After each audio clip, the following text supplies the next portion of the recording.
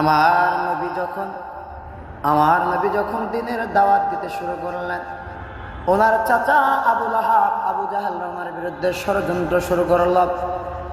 আল্লাহর নবী ডাক দেয়, মাবুদ, আমার আপন চাচি আমার বিরুদ্ধে ষড়যন্ত্র করতেছে, আমার আপন কাকারা আমার বিরুদ্ধে ষড়যন্ত্র করতেছে, আমি কিভাবে দিনের দাওয়াত চালায়া যাব? আল্লাহ ডাক দেয় বলে, ওগো নবীজি, চিন্তার কোনো কারণ নাই, চিন্তার কোনো কারণ নাই।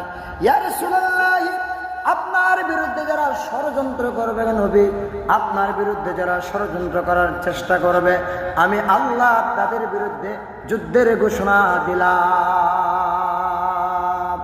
তাব্বাত ইয়াদা আবি লাহাবি ওয়া তাব, মা আগনা আনহু মালুহু ওয়া মা কাসাব।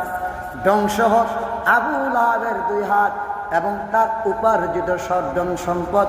জোরে জোরে বলেন নাউজুবিল্লাহ।